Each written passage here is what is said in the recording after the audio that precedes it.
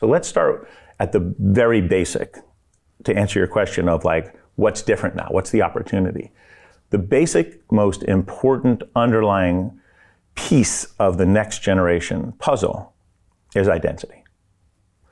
And that's where we started. A lot of people look at our journey and look at how we started the first use of digital objects on blockchain, the first NFTs for engagement. And it looks like from there, we then started to build on that premise. But actually, we started around a different notion, which is, what if we could all own our own data? What if we could all be ourselves? Again, if we go back to our earlier statement where this world is made up of people, places, and things, as you go to the internet, there's none of that. You're not a person. You're a account register, individual in that particular company's database. And then you go to another one and now you're that, and now you're that. You're not you showing up, right? So there's no people there. There's no places as opposed to, hey, let's go meet at cars.com. And there's no things, there's no true ownership. So as you go to people, places, and things, you start to add that as a way to now advance the next generation of the internet. Let's start with people.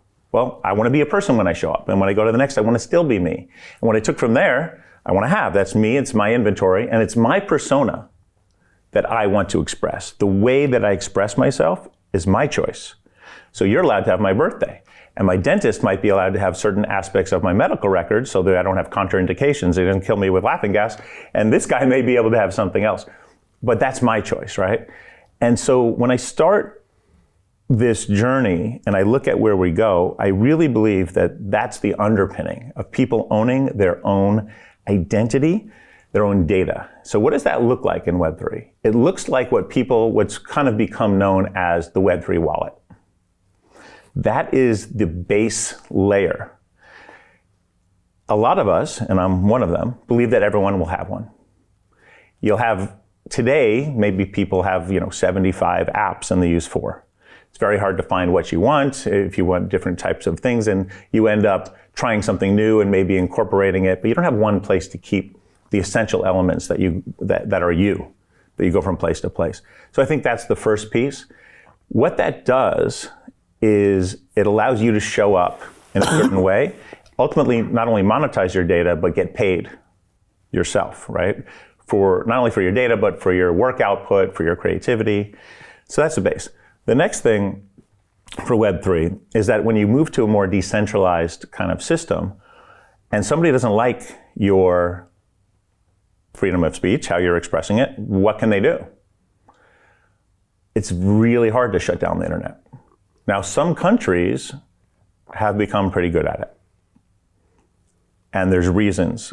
If you ever look at a country that gets this kind of dictatorial type leadership, the first thing they do is shut down freedom of the press, right? That's step one. Yeah. So what's interesting about Web3, it's really hard to do. So rather than shut it down, if you want to control the conversation, you're gonna have to find another way to appeal to people's interest, or at least appeal to people that you want to build a movement around. Just shutting it down, really, really hard to do. Same thing with money.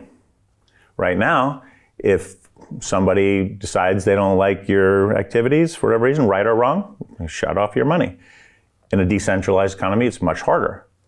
That poses both an opportunity and a threat because you don't want money moving around in nefarious ways.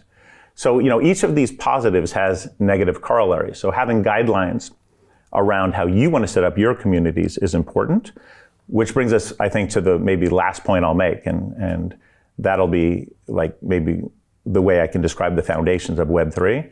You have your identity, you have your information, you have the ability to express it in a decentralized manner.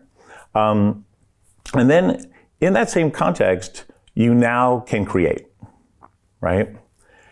And I think that's the biggest promise of this, is that we start with top-down content and everybody being able to consume it. But it then moves to communities of interest, the ability to express yourself, which communities you want to join, kind of neo tribes in a way. And then as you're part of these tribes, how do you want to govern them? It's really the next generation of society in a microcosm. And I think it's extremely exciting to think about both the long term and the immediate applications to just have better communication and more effective business. To continue watching the rest of the episode for free, visit our website londonreal.tv or click the link in the description below.